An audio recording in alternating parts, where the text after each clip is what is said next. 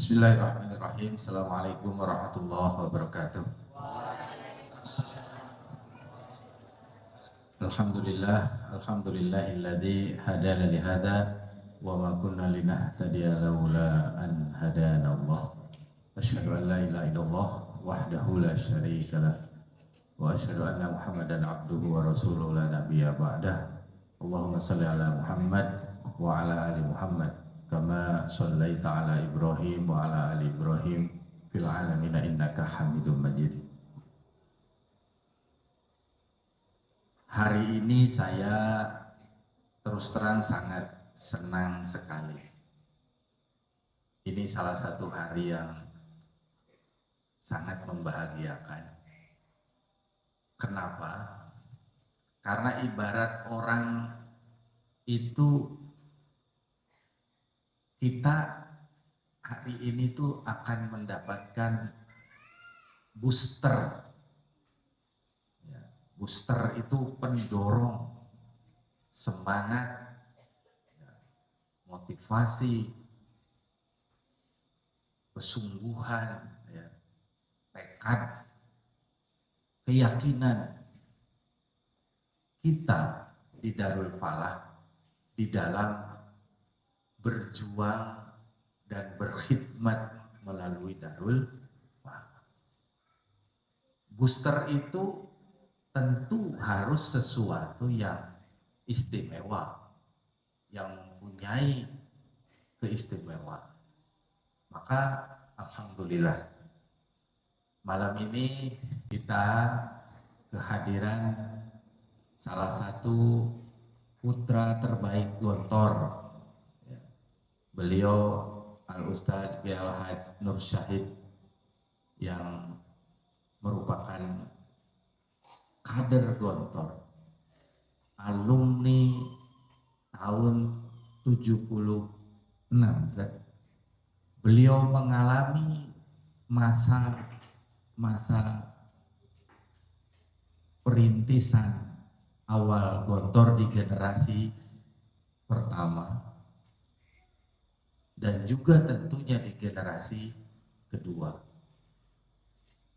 Beliau juga banyak ditugaskan di hampir seluruh cabang-cabang Gontor yang tersebar di seluruh Indonesia untuk babat alas, di Aceh, di Sulit Air, di Banyuwangi, di hampir semua cabang-cabang di Sulawesi.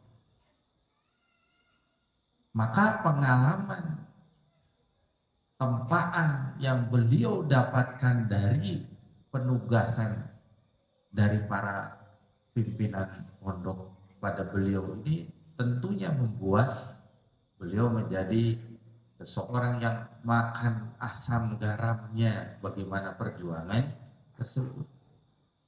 Nah, alhamdulillah hari ini beliau dalam salah satu acara, karena beliau ini Ketua Umum Ikatan Keluarga Pondok Modern Gontor atau IKPM.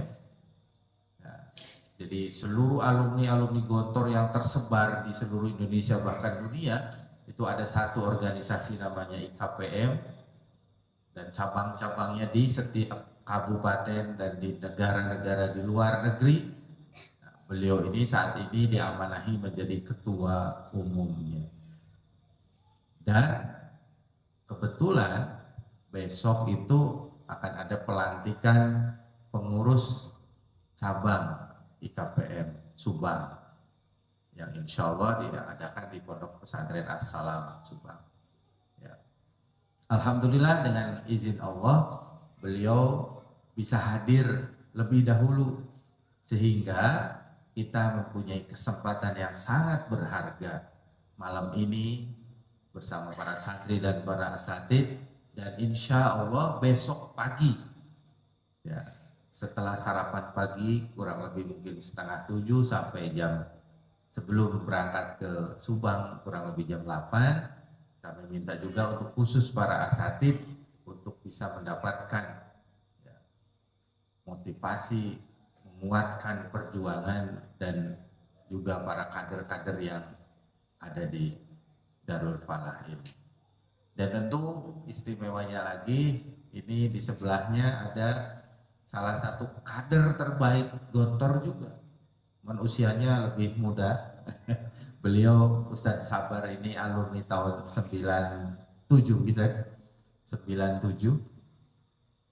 Kemudian beliau ini sekarang diamanahi di bidang ekonomi IKPM, kemudian juga di Yayasan YPP WPM, demikian juga menjadi Direktur Rumah Sakit Yasmin, ya. Kemudian diamanahi juga untuk menjadi penanggung jawab penginapan Wisma di seluruh Gontor, baik itu Wisda, Wisma IKPM dan lain-lain, dan banyak tugas-tugas lainnya. Masya Allah, ya, ngajar juga iya, dan seterusnya. Jadi kalau para asatid di sini baru dikasih satu tugas atau dikasih dua tugas, ini beliau-beliau ini numpuk tugasnya. Tapi ternyata itulah yang membuat beliau-beliau ini menjadi orang-orang yang hebat, yang kuat. Karena apa? Nah, ini rahasianya apa? Nanti kita akan kupas malam ini.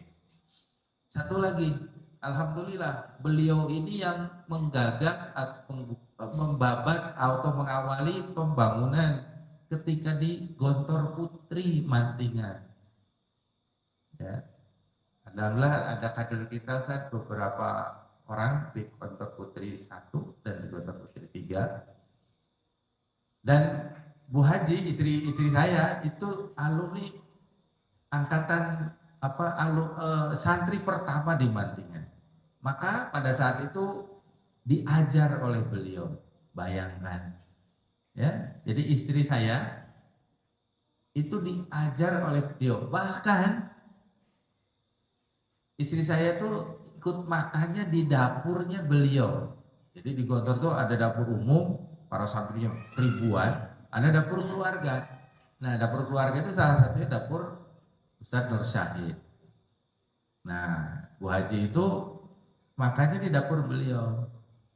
Nah, alhamdulillah tadi siang beliau datang dari Jakarta ke Subang, gantian beliau yang makan di dua dapur Bu Vidya. Ya, itu 35 tahun yang lalu, tahun 90, Masya Allah. 35 tahun yang lalu, kebayang kan? Gitu. Maka betapa beliau banyak sekali tentunya hikmah, pelajaran, ibroh yang didapatkan dari berbagai pengalaman-pengalaman tersebut, yang tentunya sangat sayang kalau kita tidak buru-buru ambil, ya, namun orang Sunda tema ditandean gitu ya, supaya kita juga mendapatkan hal itu. Karena hari ini Gontor sudah 100 tahun dan Darul Falah sudah 1 windu.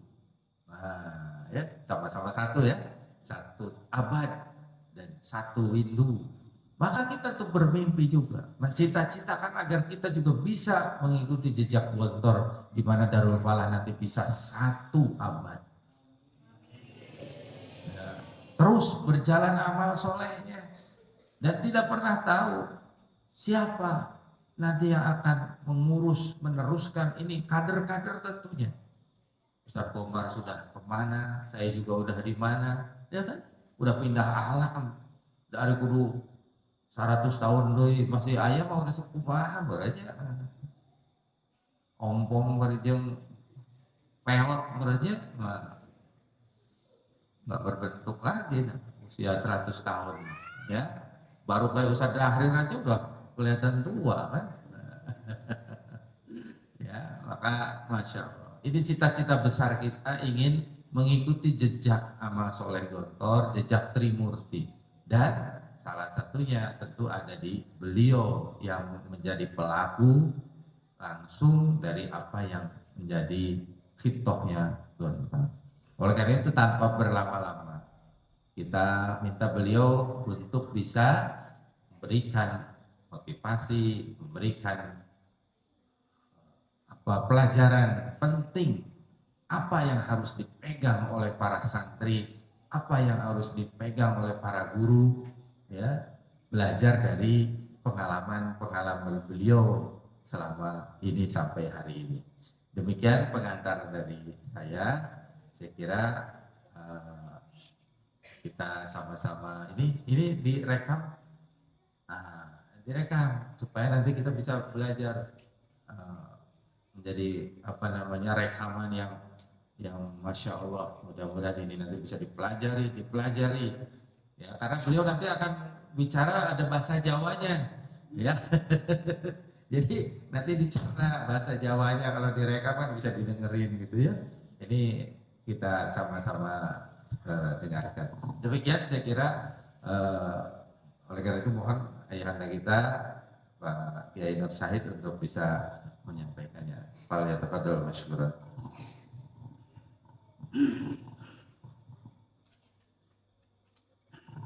A'udzubillahi minasyaitonirrajim. Bismillahirrahmanirrahim. Assalamualaikum warahmatullahi wabarakatuh.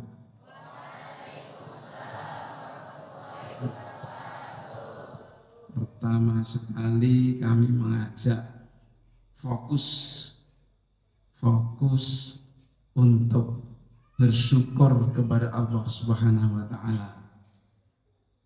Jangan sampai kepada yang lain-lain. Ketauhidan kita harus kita kuatkan, kesehatan kita dari Allah, kekuatan kita dari Allah, semangat kita dari Allah Subhanahu wa Ta'ala, apalagi ilmu kita dari Allah Subhanahu wa Ta'ala, apalagi semuanya minallahi Subhanahu wa Ta'ala, min masyiatillah, karena kehendak Allah maka jadilah seperti ini. Masyiatullah diingat-ingat, sehingga inilah kemudian menjadi rukun syukur nomor 1, mengembalikan segala sesuatu dalam hidup ini, sholati wa nusuki wa mahyaya wa mamati lillahi rabbil alamin. Ini rukun syukur nomor 1. Kemudian tadi sudah disebutkan, jangan bosan-bosan, mungkin pandai-pandailah juga boleh untuk bersyukur, jangan bosan-bosan mengucap alhamdulillah. Ini kata-katanya alhamdulillah. Makanya itu lillah ini banyak temannya, ada 8 itu. Temannya a'udzu billah, wallahi. Ini semuanya teman lillah tadi itu ada 8. Billah, ma'allah, innallah ma'ana, ma'allah. Jadi seperti ini kita kembalikan nomor 1 tadi menjadi syukur kepada Allah saja dan tidak yang lain-lain.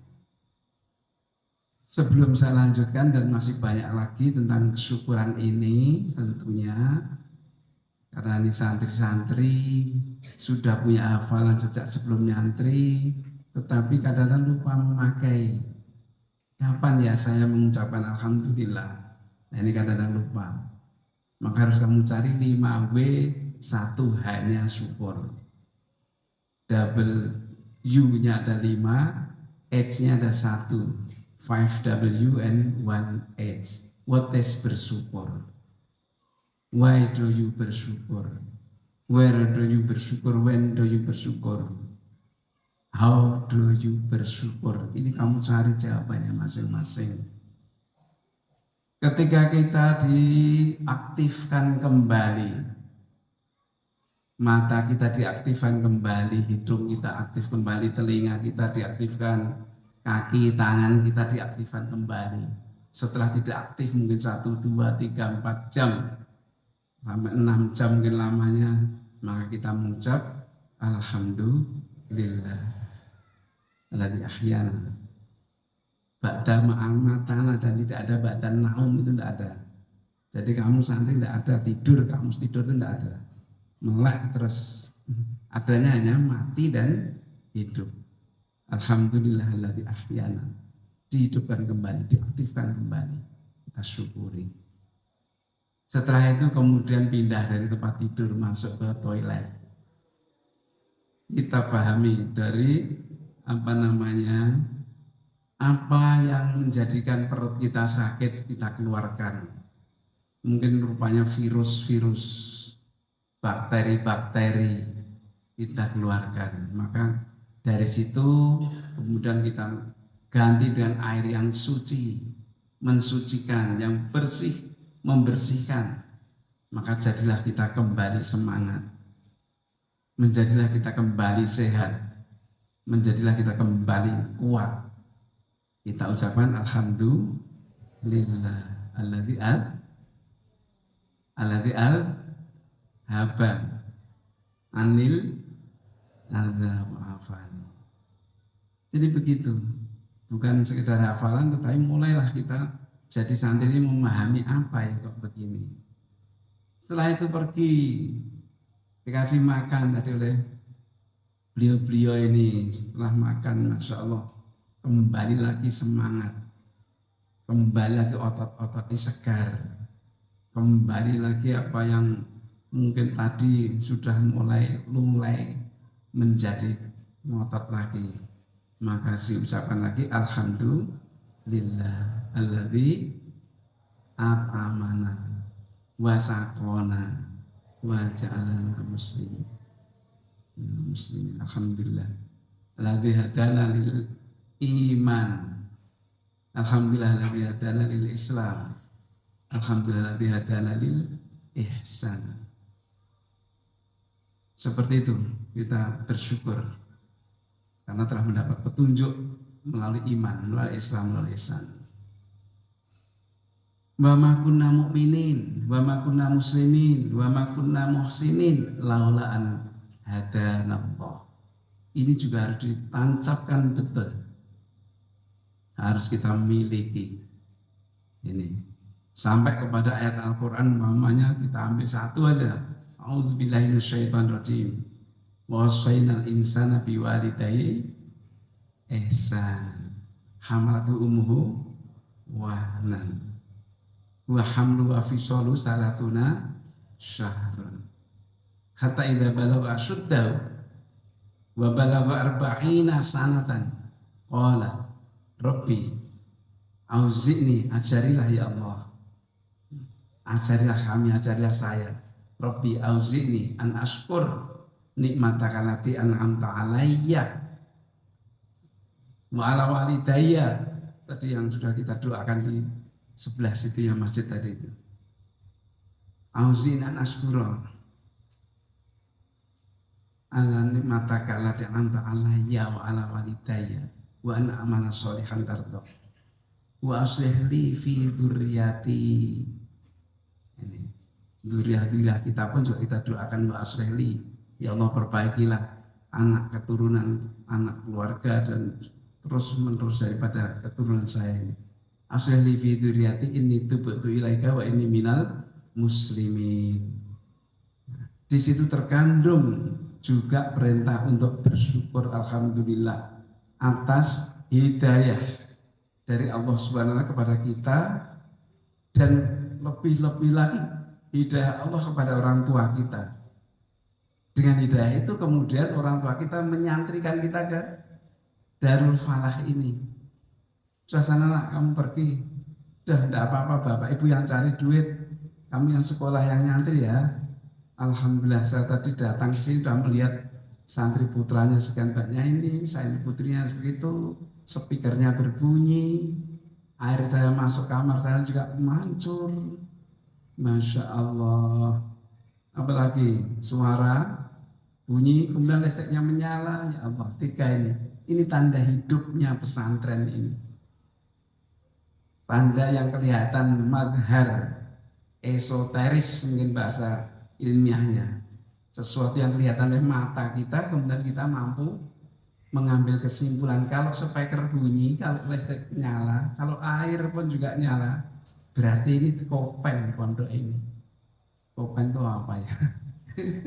Terawat, terpelihara, termanage, yang bertugas ini mau bekerja, mudah aja melihatnya. Wah, bagian ini mau bekerja, bagian risanya mau, bagian airnya mau. Itulah melihat esoteris ini, apa yang kelihatan oleh mata. Kita punya mata berapa? Salah, berapa? Saya mata saya 6 kok. Ada 2 di kaki sana namanya mata. Ada di kepala sini 2 namanya mata. Mata kepala. Dan ada yang satu lagi di sini namanya mata hati. Saya yakin jadi santri kita ini kalau udah kita ajak begitu, oh iya ya Ustaz. Minimal 5 mata ini.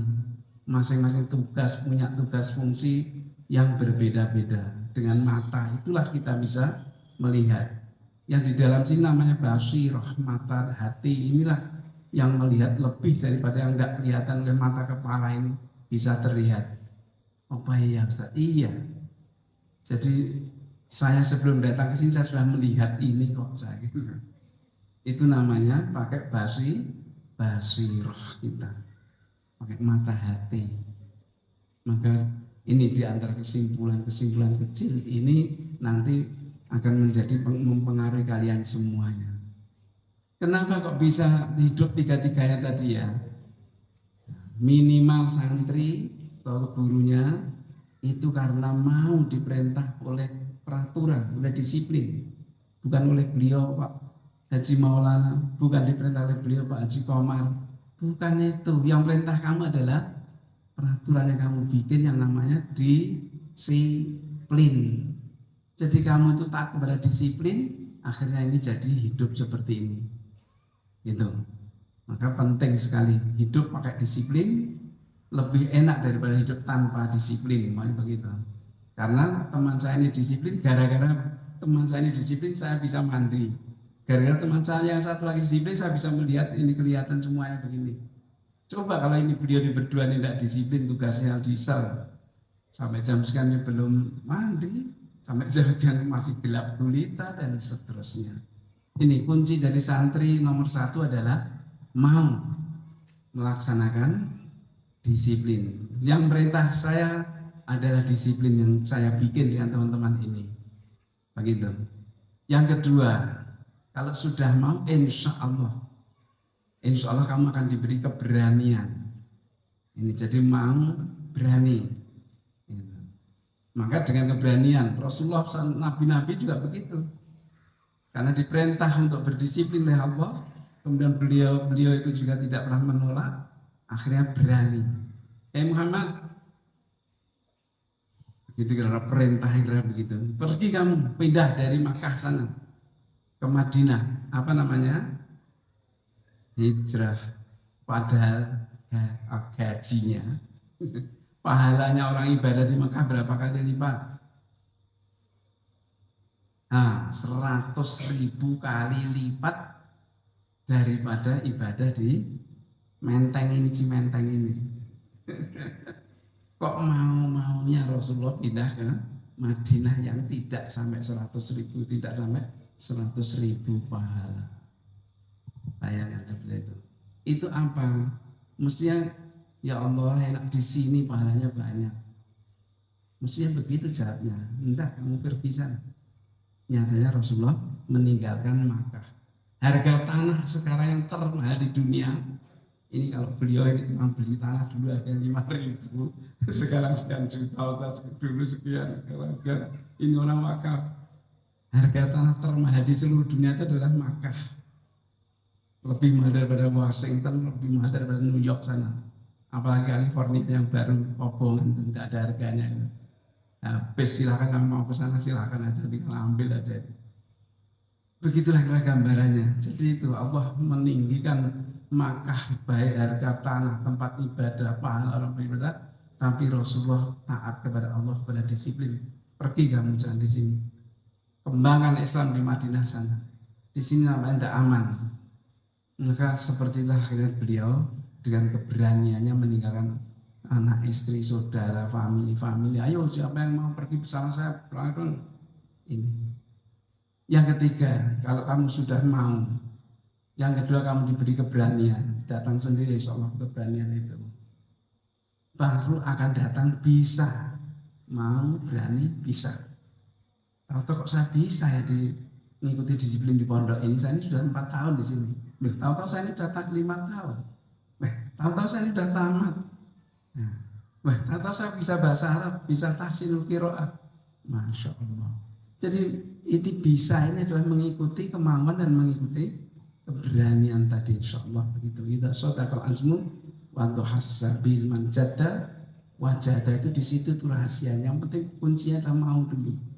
Mau bahasa Arab, mau berbahasa Inggris, mau berasrama di tempat seperti ini, mau pisah dengan orang tuamu, iya, mau. Kira-kira kalau saya tanya, kenapa kamu mau di pondok ini? Siapa yang bisa jawab? Ayo, siapa yang mau jawab? Kenapa saya kok mau ya di pondok ini, sepinya kayak begini?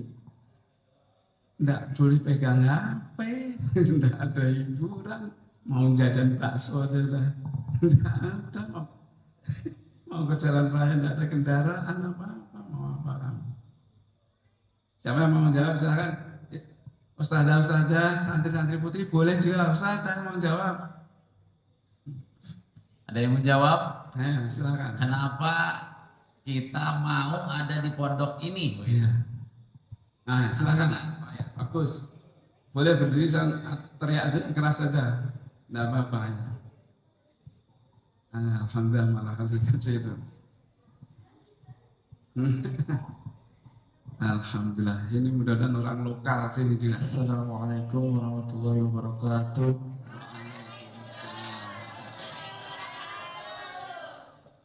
Perkenalkan, nama saya Yusuf, kelas 3 KMI asal Segalera. Izin menjawab pertanyaan, kenapa mau di sini? Memenuhi kewajiban untuk menuntut ilmu.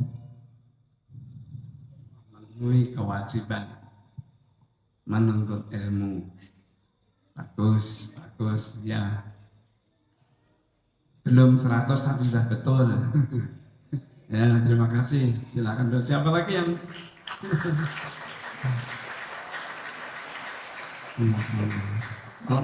bisa betul sama dengan saya, umpamanya begitu, saya punya jawaban sendiri nanti. Iya, masih rahasia sekarang. Siapa lagi? Ayo silakan, mic-nya dikelilingkan. Siapa lagi? Ya, silakan. Siapa dan mengapa kamu mau mondok di Darul Falah? Ya, sepinya. Ya, ada, alhamdulillah. Fadhol. Ya, didengarkan yang lain. Mungkin yang lain punya jawaban juga. Memenuhi kewajiban menuntut ilmu. Ayo, yang lain lagi. Fadhol. Assalamualaikum warahmatullahi wabarakatuh. Waalaikumsalam warahmatullahi wabarakatuh. Perkenalkan, nama saya Hendra Sopandi. Saya dari kelas 5 KMI Kelas 3, kelas 5 dari Kampung Ciparang. Masya Allah. Saya izin menjawab pertanyaan tersebut karena niat kami di sini untuk mencari ilmu dan untuk bekal di akhirat nanti. Karena niat kami kesini untuk mencari ilmu Allah. Bagus, belum 100 sampai. Ayo silakan, dari putri yang ada yang jawab, silakan. Enggak dihukum, mau salah juga enggak dihukum, benar juga tidak dihukum. Nah, silakan. Ada?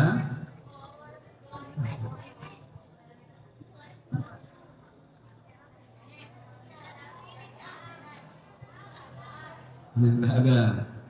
Ada sana? Ada? Ya, alhamdulillah. Satu lagi biar genap 3.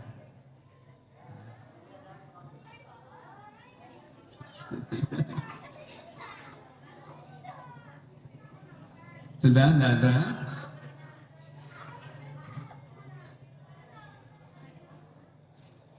Alhamdulillah. Ya, dikembalikan mic-nya, dikembalikan ke depan ya. Jadi mengapa saya Nur Syahid, mengapa Ustadz Maulana, mengapa Ustadz Komar, Ustadz Sabar, dan yang lain-lain mau mondok juga, mereka ini juga pisah dari orang tuanya, pisah dari kenikmatan-kenikmatan dunia di rumahnya, meninggalkan ini itu yang enak-enak, mungkin dibantu oleh orang tua kalau di rumah, dicucikan, dikasih makan, sini cari sendiri, ambil sendiri, nyuci sendiri, dan seterusnya. Ya. Untuk yang kalian jawabannya karena memenuhi kewajiban untuk ilmu, oke, saya kasih 9, kira-kira itu 90 nilainya. Yang paling tepat, ingat-ingat bahwa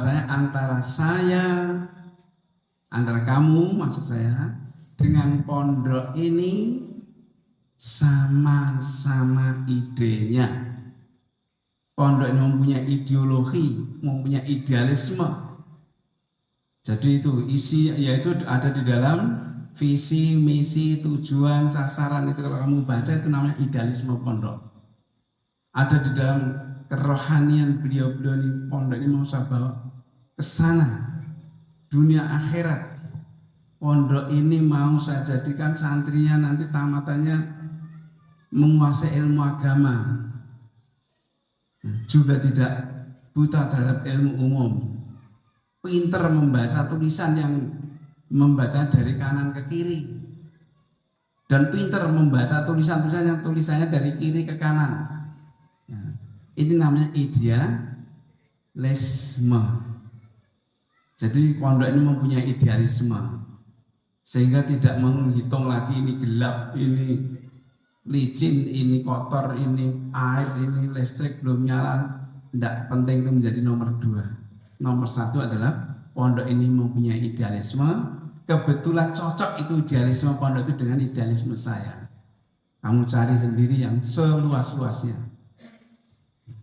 Cari sendiri yang seluas-luasnya. Ide Gontor umpamanya, apakah ide Gontor? Gontor itu idenya menjadikan lembaga pendidikan Islam. Kalau diringkas, lembaga Universitas Islam yang bermutu dan berarti. Satu baris kita aja, itu namanya idealisme ini. Bermutu itu seperti apa ya? Banyak indikatornya idealisme ini, banyak. Dibaca pakai basiroh. Gitu. Jadi itu Universitas Islam yang bermutu dan berarti. Itu aja itu namanya idealisme. Apa idealisme lagi? Idealisme adalah Gontor adalah wakaf. Itu namanya juga idealisme. Orangnya juga wakaf, barang-barang yang ada juga wakaf. Hasil santri jajan di ini, duitnya, keuntungannya, kemudian kembali ke pondok jadi tanah, jadi gedung, jadi fasilitas, jadi speaker, jadi mic, jadi listrik. Ini juga fungsinya sudah wakaf kalian semuanya.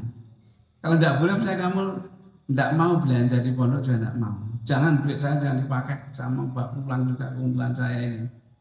Itu namanya kamu berbeda idealisme dengan ideologinya pondok ini. Wah, pondok ini beragama Islam, pondok ini mendidik akhlak budi pekerti. Pondok ini mendidik sesuatu yang bermanfaat bagi orang lain. Wah, kalau saya juga pengen kalau gitu saya. Akhirnya kalian menyamakan idealisme ini dengan pondok dengan cara, kalau gitu saya tak datang ke sana. Saya nyantri 10 tahun pun tidak apa-apa. 10 tahun nyantri sini tidak apa-apa. Sudah selesai yang 4 tahun, sudah selesai lagi yang 4 tahun kedua, kemudian S1. Terus oleh pondok ini, kuliah di Mesir, kuliah di Madinah, tambah lagi 2 tahun lagi di Malaysia, pulang ke sini udah doktor. Begitu, itu namanya menyamakan idealisme. Pondok ini butuh profesor, kalau gitu saya lah yang siap jadi profesor. Wah gitu, ya nih saya biaya kalau gitu. Wah, akhirnya pergilah kader-kader pondok ini. Ada yang sudah kembali, ada yang masih di luar sekarang ini. Itu namanya orang-orang yang mempunyai ideologi yang sama dengan ideologinya pondok ini tertinggi. Dari mana datangnya ideologi yang ada pada saya? Kalau pondok sudah jelas, sudah tertulis bahkan. Idealisme saya lihat tadi tertulis ada kata-kata kuat di pagar sana tadi itu, di tembok sana ada. Wah, masalah ini idealisme pondok ini. Nah, kamu dari mana datangnya itu? Mungkin pernah datang ke sini, mungkin pernah mendengar, pernah diajak teman, membuktikan, dan yang penting ini. Ayo, siapa ini yang menjawab yang kedua ini? Setelah sama idealismenya, kemudian kamu datang ke sini, setelah idealisme apa kira-kira? Menurut kamu siapa yang mau jawab? Ya, silakan. Setelah idealisme saya sama, yaitu saya juga pengen seperti apa yang ditulis oleh pondok itu. Saya pengen seperti yang diajarkan oleh pondok itu. Kalau gitu saya ke sana, ini sudah berbeda lagi. Apa kira jawabannya? Ini jawaban tertingginya adalah keterpanggilan. Ya, jadi kalau kamu sudah mendengar sama dengan Rasulullah tadi itu sudah mendengar ada perintah untuk Isra Mi'raj, sudah pernah mendengar ada perintah untuk hijrah, tinggalkan saja orang-orang Quraisy itu. Meskipun ini tempatnya orang kaya, meskipun Mekah itu adalah kota perdagangan, meskipun Mekah itu adalah kota tempat pertukaran, peradaban, rihlatas syita wa shaif dalam Al-Quran itu. Meskipun ramai setiap tahun 2 kali ramainya, maka ditinggalkan oleh Rasulullah karena ada keterpanggilan untuk mengembangkan Islam, terpanggil untuk memiliki apa yang ada di dalam sini, dan nanti saya pengen mengembangkan itu. Saya nanti pengen pulang itu mendapat itu yang dimiliki oleh pondok itu. Ini namanya terpanggil. Serendah-rendahnya orang beribadah, serendah-rendahnya kamu ke pondok ini kalau kamu itu terpaksa. Gara-gara orang tua memaksa kamu, yo Pak, yo Bu, yo, saya jangan dimarahi terus toh. Pergilah ke sini, akhirnya di sini nangis, mati aku. Listriknya mati, mati aku. Airnya tidak mengalir, aduh mati aku. Iya, ada yang begitu. Itu namanya karena kesininya tidak keterpanggilan tadi. Kesininya adalah keterpaksaan. Maka anak-anak yang seperti ini perlu ditingkatkan lagi. Ayo kita buang sekarang keterpaksaannya. Mari kita tingkatkan sedikit aja di atasnya. Apa di atas keterpaksaan? Nah, fas'alu ahla dzikri in kuntum la ta'lamun, itu di sini kuncinya ilmu itu. Soal, tanya, maka ditanya, apa ya di atas keterpaksaan? Sudah saya hilangkan keterpaksaan saya. Kalau gitu saya namanya percaya. Itu di atas terpaksa namanya. Sebelum terpaksa dulu menirukan. Teman saya kok ke sana, kalau itu saya tak ikut-ikutan ke sana. Entah nanti jadi apa saya juga tidak tahu, yang penting di sana bagaimana hidupnya juga tidak tahu, yang penting ikut saja. Itu nomor 2 setelah terpaksa. Sudah lumayan agak baik ikut-ikutan temannya ke pondok, saya juga ke pondok, temannya pakai sarung, saya pakai sarung, temannya pakai ini penutup kepala putih, saya juga pakai putih, temannya pakai baju putih, saya juga pakai baju putih. Wah, jam sekian suruh ke masjid, saya juga ikut-ikutan ke masjid. Ini setelah terpaksa baru ikut-ikutan. Udah kita tingkatkan lagi, ini sudah anak kecil itu, saya ini sudah dewasa kok, saya ini sudah berani hidup pisah dengan orang tua saya juga berani. Baru percaya. Wah, itu teman saya yang kemarin liburan pulang tuh tahu-tahu bisa pidato ya. Wah, percaya saya kalau itu di sana diajari pidato, ini jelas ini. Gitu. Wah, berani ngimami sholat ya, yang jar pakai suara maghrib, isya, subuh. Wah, kalau gitu saya tak percaya betul kalau di sana berarti membuat bisa ngaji, membuat bisa terampil, banyak keterampilan, banyak ekstrakurikuler, banyak mengantarkan sanjanti alumni sini yang sudah tamat itu sukses kuliah di berbagai perguruan tinggi. Kalau gitu saya percaya di sana ada kegiatan yang bisa menjadikan orang-orang itu berkarakter itu. Itu pun juga masih agak rendah nilainya. Nah, yang tinggi bagaimana Ustaz? Yang tinggi dan kamu kesini itu kalau sudah berdasar iman. Iman tidak perlu bukti itu. Abu Bakar, saya diperintah oleh Allah, kita suruh menyembah Allah, sami'na wa ata'na. Ya ndak tanya piye nyembah itu Sayyidina Abu Bakar itu pertama kali itu. Diajak apa lagi ketika Asyirotakal Akrobin diajak didakwah itu tidak ada yang tanya, tidak ada yang ini, pokoknya derek najeng Nabi bagaimana nanti tidak tahu saya. Tetapi saya yakin ini Nabi ini benar. Karena ketika usia 35 tahun lalu sebelum 40, sebelum ngajak itu sudah memberi solusi bagaimana cara meletakkan Hajar Aswad yang menjadi pertentangan orang-orang hebat-hebat. Ini orang gede, pinternya kayak gitu, ini orang gede, tokoh kabilahan, ini orang kaya, tokoh kabilah, ini orang berwibawa keturunan kabilah ini. Mereka bertengkar hanya meletakkan Hajar Aswad itu kalau kamu megang itu hanya segini lah gedenya. Tidak buat itu, ambil itu, taruh enteng. Tetapi mereka bertengkar, para ketua-ketua kabilah ini merasa saya paling berhak, saya paling pinter, saya paling kuasa di daerah ini, saya ini keturunan orang kaya, Quraisy yang kaya itu saya, bla bla bla bla bla bla. Akhirnya geger, konflik. Akhirnya mencari siapa yang bisa menyelesaikan konflik ini. Ceritanya panjang, antum sudah belajar di tanah Islam itu. Dapatlah kemudian siapa yang masuk masjid pertama kali pagi ini tadi. Kamu? Enggak. Kamu orang gede? Enggak.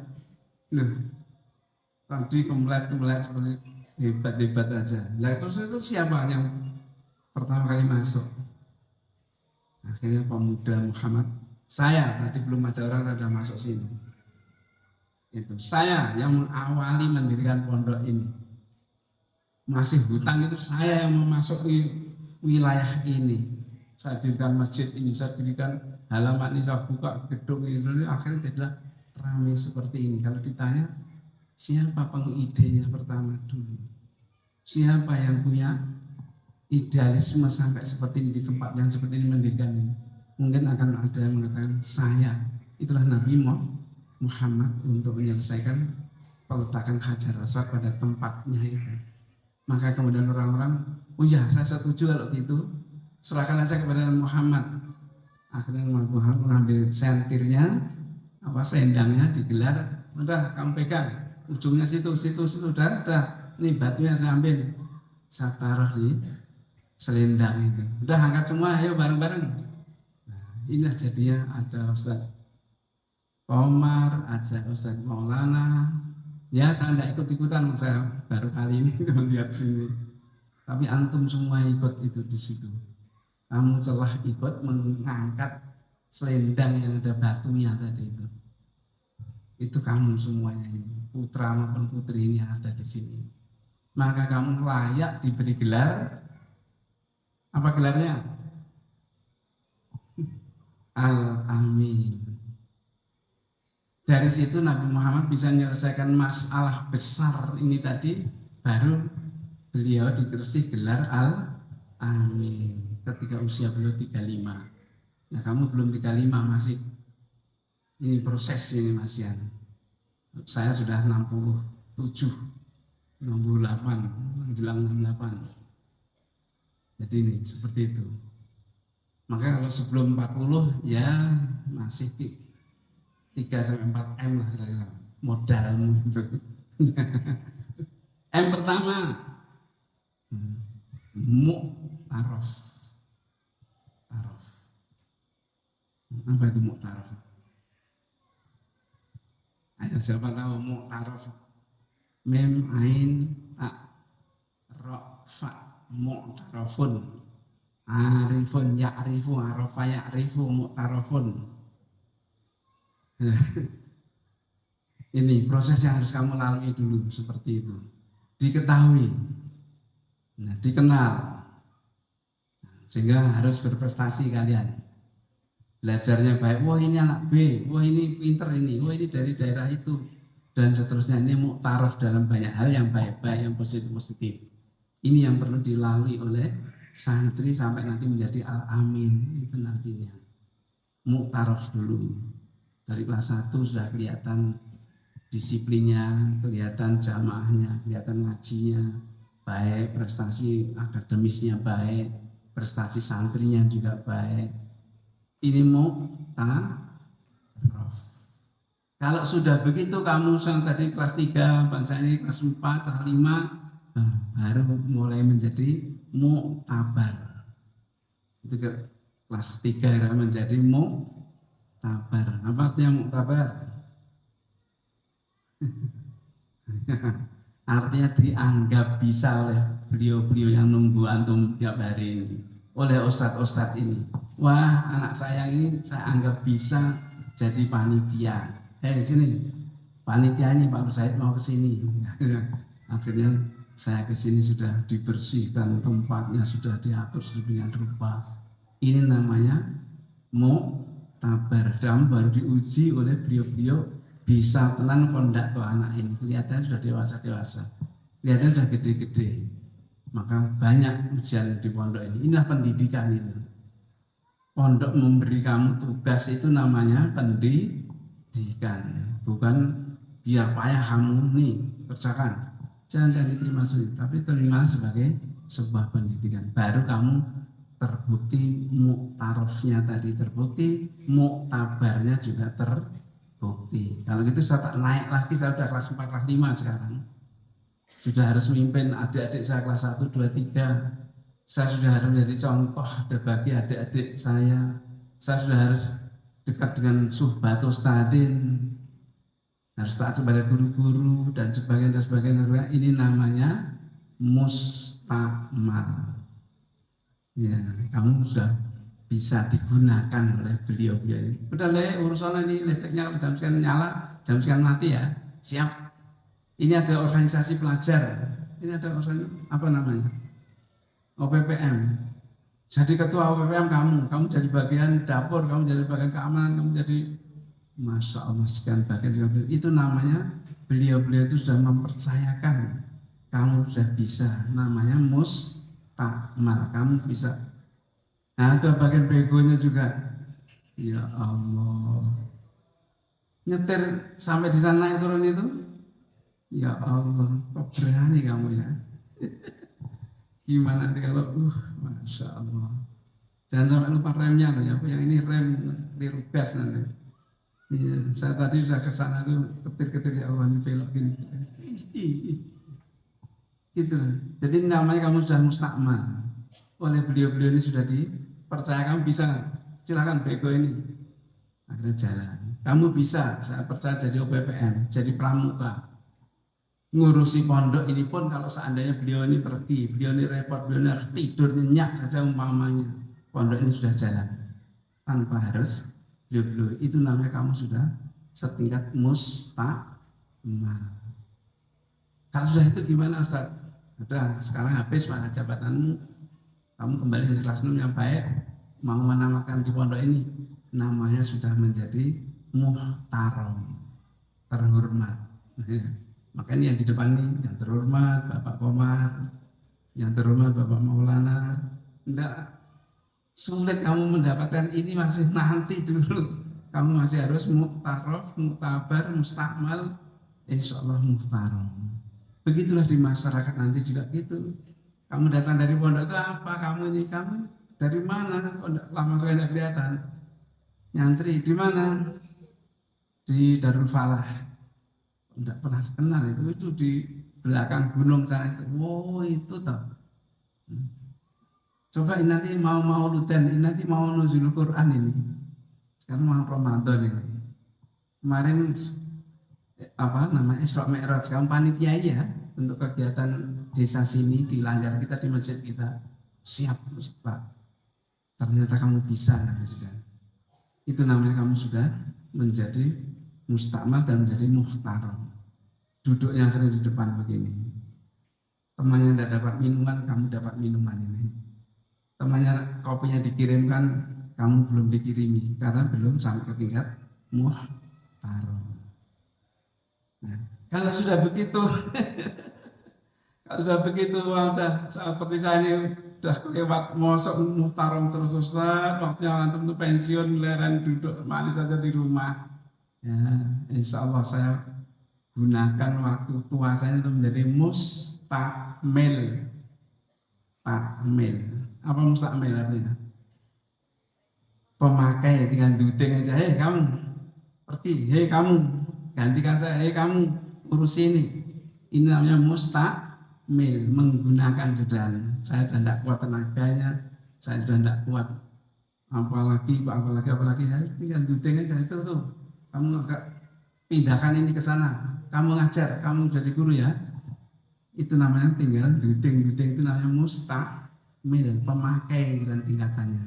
Nah, insya Allah beliau-beliau ini sudah setingkat para pemakai, menunjuk kamu, suruh ngurus ini dan itu. Inilah tingkatan 5M. Menjadi santri atau diproses dari santri seperti kamu itu untuk ini kalau kita mudahkan gitu. Masya Allah. Ini sudah siap diputar ini Ustaz? Apa coba yang mau diputar apa itu? Apa? Oke, boleh. Berarti tancapkan sana biar jadi hiburan, kita minum ya. Mustakmil seperti itu ya.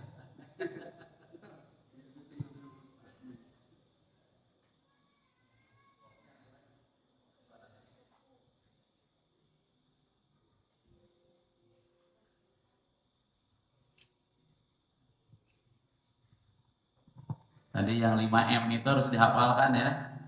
5M gitu. Diujiankan gitu.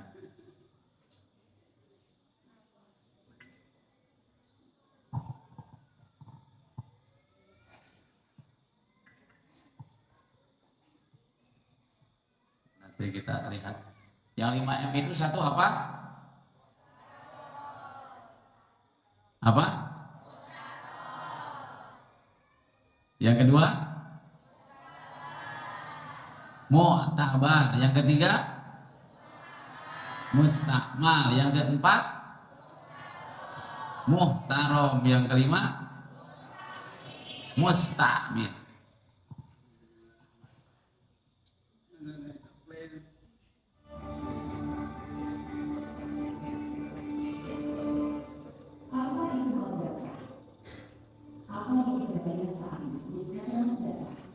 Sebagai orang yang bisa menggunakan sakti dengan golongan ini, akan itu hanya belajar agama, tidak bisa sekolah lanjut atau generasi Islam yang kaku dan menikah.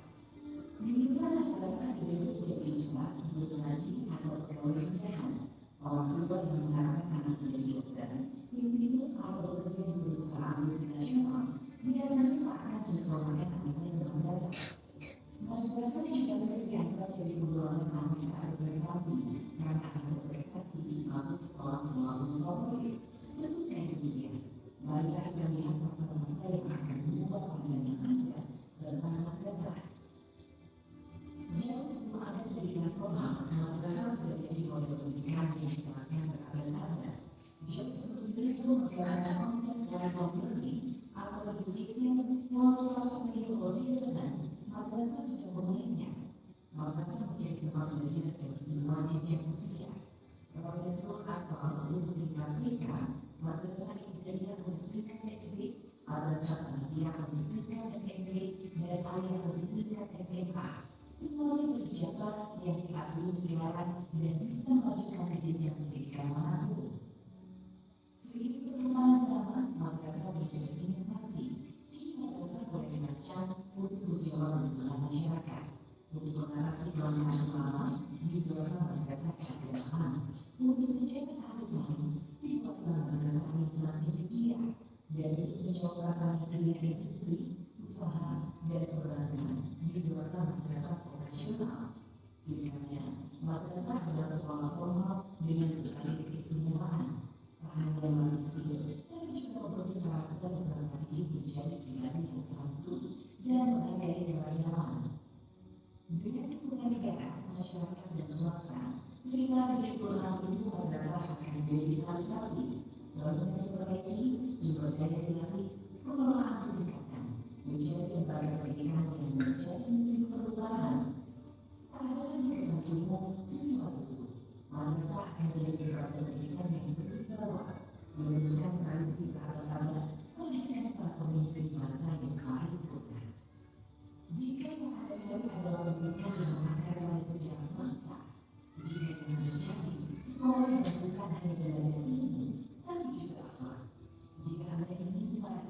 peluang berbagi dan kualitas masyarakatnya.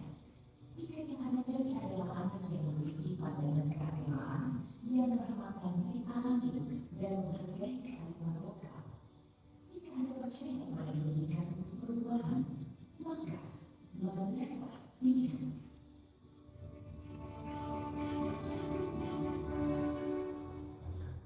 Alhamdulillah.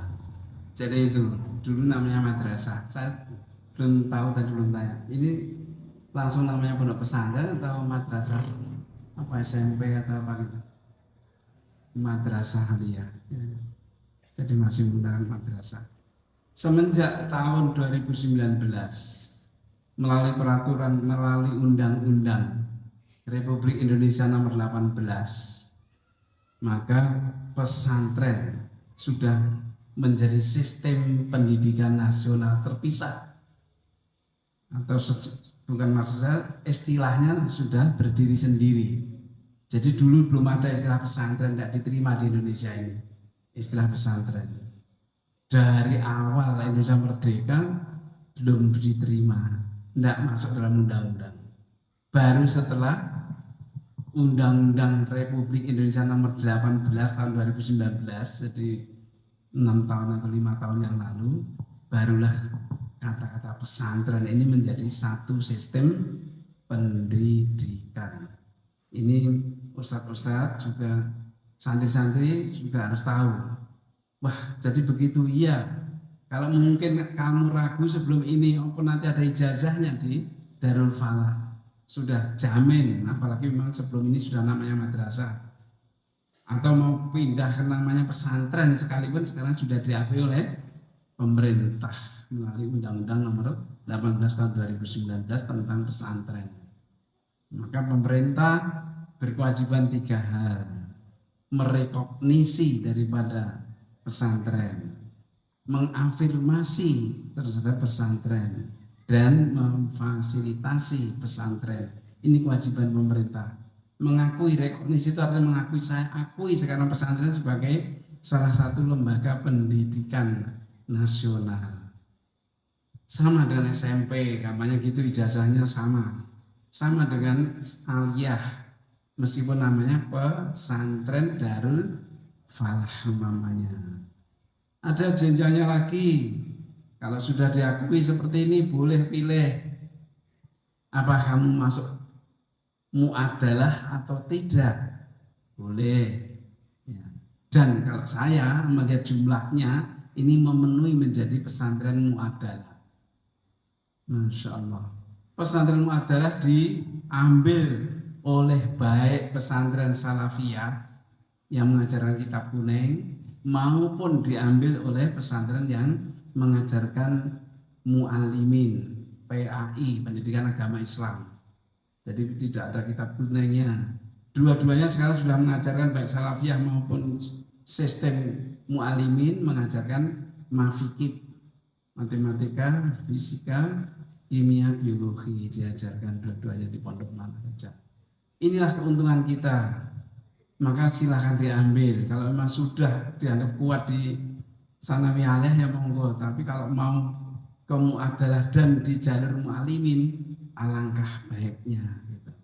Jadi tetap statusnya pesantren, tetapi ijazahnya, lembaganya diakui oleh pemerintah. Minimal 120 santrinya aja sudah bisa diakui, apalagi ini lebih dari 120. Kenapa Ustaz diakui? Ya tadi itu, nanti ijazah untuk lanjut ke luar negeri bisa. Saya pengen ambil kedokteran, kamu dari pesantren kedokteran, iya, diterima juga. Saya pengen jadi polisi, saya pengen jadi TNI, diterima. Saya nanti berakhir dengan jenderal, saya tak jadi profesor, doktor, bisa. Itu karena ada Undang-Undang Republik Indonesia Nomor 18 tahun 2019 tentang pesantren, yang kemudian statusnya pesantren menjadi boleh bahkan diuyak-uyak. Nanti insya Allah hari Selasa di sini ada, insya Allah hari Selasa nanti itu tokoh-tokoh daripada pimpinan pesantren kumpul di sini. Bagaimana terus mengajak teman-teman yang belum muadalah menjadi muadalah itu, sehingga menjadi rekognisi, afirmasi, dan fasilitasi oleh pemerintah. Tadi saya sudah mendengar ada yang mengerjakan emis tadi itu. Siapa tadi Ustadz yang mengerjakan itu? Ustadz Umar. Itu yang mengerjakan emis. Artinya kamu terdaftar masing-masing daripada kamu sama. Terdaftar nomor stambuknya, nomor ininya di Pusat Pendidikan Indonesia, Sistem Pendidikan Nasional sana. Sehingga nanti dari mana ini? Dari Darul Falah. Darul Falah mana? Cimenteng. Klik, klik, klik. Oh iya benar kalau gitu. Mau kemana? Mau melanjutkan ke Inggris.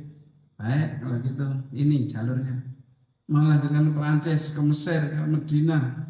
Ini jalurnya, tinggal ngisi form saja, tidak perlu tidak diterima pesantren kalau mendaftar ke luar negeri. Indah tadi itu, maka dulu namanya madrasah menjadi sekolah unggulan, menjadi tujuannya mau apa saja sudah difasilitasi oleh pemerintah sekarang ini. Ini kalau kita bicara di tingkat kita ini akan bagaimana ya Ustaz? Itu karena kita yakin pesantren-pesantren sudah kuat sekali posisinya, statusnya di dalam pemerintahan. Tidak perlu ragu-ragu kalau harus umpamanya milih pesantren mu'adalah. Pesantren mu'adalah itu apa Ustaz? Mu'adalah itu artinya disamakan persis ijazah dengan yang di SMA maupun di aliyah. Tapi namanya pondok pesantren, gitu aja gampangannya. Pondoknya ini juga demikian, dan nanti bosnya pondok gimana Ustaz? Biaya operasional sekolah yang tiap tahun dikirim oleh pemerintah sekian puluh juta umpamanya, tidak dikurangi, tidak hilang dengan masuknya ke dalam FPA ke dalam mu'adalah ini. Ini insya Allah nanti keterangan yang jelas lagi besok hari Selasa akan datang di sini, berkumpul di sini, dan ketemulah tokoh-tokoh pesantren alumni Gontor. Ini termasuk pesantren alumni apa tidak Ustaz? Apa ini Darul Falah ini? Nah, coba mau jawab. Pesantren alumni adalah satu.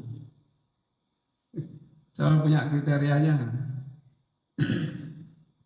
Ada 4 kriteria, yaitu satu, pesantren yang didirikan oleh alumninya Gontor. Jadi beliau ini termasuk namanya tadi di bagian apa tadi itu, namanya pesantren ini didirikan oleh alumni Gontor. Yang kedua, boleh juga pesantren yang didirikan oleh alumninya alumni Gontor. Berarti ini nanti Darul Falah sudah menamatkan berapa kali? 3. Nah, sudah dapat 3 angkatan. Kalau 3 angkatan nanti ada yang tadi menyamakan idealismenya dengan Darul Falah. Saya tak juga membuat pesantren seperti alma mater saya Darul Falah. Bisa diakui sebagai pesantren alumni Gontor karena didirikan oleh alumninya Pondok Alumni Gontor. Gitu. Yang ketiga, ada apa? Pondok yang didirikan oleh siapa saja. Jadi umpamanya Ustaz Komar ini bukan alumni Gontor, berarti termasuk siapa saja beliau ini. Tetapi kemudian dipercaya oleh Ustaz Maulana, karena yang Ustaz Maulana ini alumni Gontor. Wes urusan saya di kota, antum yang di Cimenteng sana. Maka pondok yang seperti ini ya didirikan oleh siapa saja, tapi kalau ini bukan siapa saja, ini kebetulan yang didirikan beliau dan bapaknya, ibunya, dan teman-temannya ini. Kemudian dipercayakanlah untuk nunggu di sini Ustadz Komar seperti ini. Ini namanya juga bisa masuk kategori pesantren alumni. Ada lagi Ustadz? Ada satu definisi lagi. Apa Ustadz? Adalah pesantren yang didirikan oleh siapa saja dan direkomendasi oleh pimpinan Gontor. Jadi umpamanya dua-duanya bukan orang Gontor sama sekali. Kemudian Pak Yai Hasan yang waktu yang lalu pernah datang ke sini, wow kayak gini tuh pesantrenmu ini, bla bla bla bla bla bla bla. Udah saya akui kalau gitu, rekomendasi. Kamu jadi pesantren alumni kalau mau. Ya jadilah pesantren alumni meskipun beliau berdua bukan alumni sekalipun, tetapi direkomendasi oleh pimpinan Gontor. Itulah apa satu untungnya kalau menjadi pesantren alumni Gontor? Nah ini juga pertanyaan, untungnya apa kalau kami ikut menjadi FPA ini, Forum Pesantren Alumni Gontor ini. Ya. Satu, keuntungannya kita termasuk mendukung lahirnya Undang-Undang Republik Indonesia. Kalau kurang jumlah pendukungnya, berarti undang-undang itu bisa dibubarkan, ditarik kembali oleh pemerintah atau oleh DPR. Bertahun-tahun kok hanya mendukung oleh Gontor pusat saja, tidak ada teman yang lain yang membantu ya. Berarti ini tidak baik ini. Cabut ya kalau gitu. Kita kehilangan payung hukum pesantren ini, nanti harus dicabut. Itu, maka itulah yang pengen seperti Gontor, muadalah ikut Gontor silahkan. Yang muadalah ikut Salafiyah silahkan. Kalau memang sudah sanawiyah aliyah negeri ya silahkan. Kalau di tingkat anak-anak kecil apa itu ibtidaiyah diniyah mau masuk PDF itu singkatan untuk pendidikan diniyah formal, itu disingkat PDF. Berarti negeri, anak kecil tapi negeri, playgroup tapi negeri, mamanya begitu Islam. Nah, itu masuk PDF. Itu juga diakui oleh pemerintah akhirnya begitu. Begitulah ini perkembangan yang baru 2019 dan sekarang yang masuk ke dalam muadalah ala Gontor ala mu'alimin itu baru sekitar 115-an pesantren. Yang sudah mengikuti muadalah ala salafiyah sudah 250-an pesantren. Ada jumlah pesantren tadi berapa madrasah tadi di situ tadi? Nah, siapa yang ingat tadi? Ada berapa madrasah? Dari sekian yang pesantren ada berapa? Jadi jumlah pesantren Indonesia sekarang dalam laporan Departemen Agama ada 37.000 pesantren. 37.000 pesantren.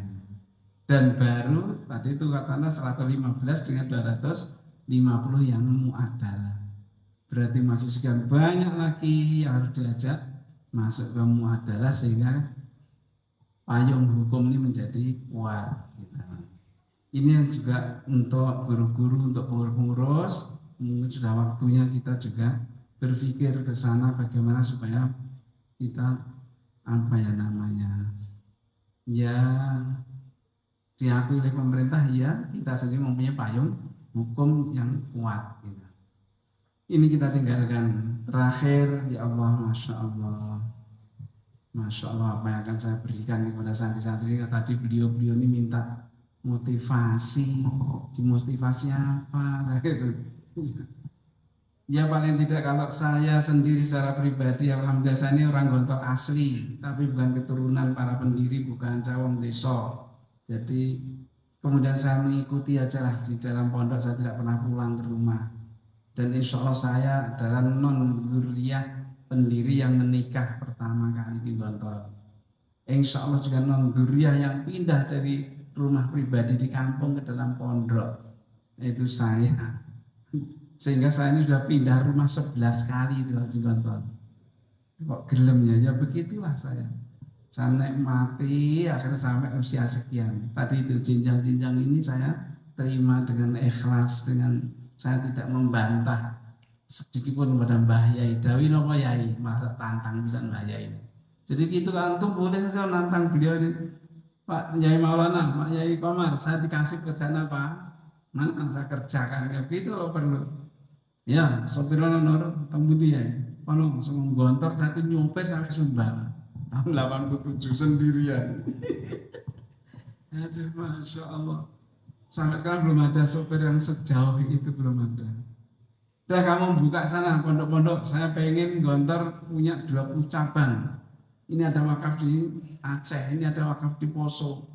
Aceh masih perang, Poso masih perang. Berani tidak kamu? Enggak. Berangkat gitu aja saya. Alhamdulillah tidak ada yang menyerang, paling kena tempeleng anak-anak muda ini karena stres, mereka bapaknya, ibunya, saudaranya dibunuh. Akhirnya menjadi stres. Kalau ada orang baru seperti saya datang, kenalan Pak, ini ya udah saya maklum, ya saya ngerti kamu ini orang stres. Begitulah kira-kira gambaran Gontor ini dibuka. Tadi itu karena saya sudah menyamakan, berusaha sekuat semampu saya menyamakan idealisme saya kepada Gontor yang sangat tinggi idealismenya, yang unggul dan berarti. Seperti apa ya, saya juga harus menjadi manusia unggul, manusia berarti. Minimal saya ini harus anfa'uhum linnas. Enggak payu-payu ya saya ini nyatanya. Oh berarti saya ini kurang muktaraf. Oh berarti saya ini kurang mustakmal. Oh saya ini berarti kurang muktabar. Kalau gitu saya tak memperbaiki diri dan begitu seterusnya. Putar lagi, alhamdulillah. Alhamdulillah dipercaya masyarakat dan sebagainya di Desa Gontor, dan alhamdulillah diamanai jadi ketua Ikatan Keluarga Pondok Modern. Ini organisasi sedunia loh. Jadi saya ini kalau rapat dari sini gini aja, pendengarnya di Inggris, di Turki. Iya tadi malam saya rapat ini sama beliau ini dari Serang, dari rumahnya adik saya. Ustaz ini mau dimulai atau di mana? Ditotok. Jadi ya hanya entah persiapannya apa, yang penting sekarang ada laptop atau ada HP. Saya kemudian memimpin rapat tadi malam dari seluruh dunia. Jadi Gontor nanti peringatan 100 tahun yang akan ditutup nanti tanggal 20 September 2026. Nah ini sebelumnya ini banyak sekali kegiatan.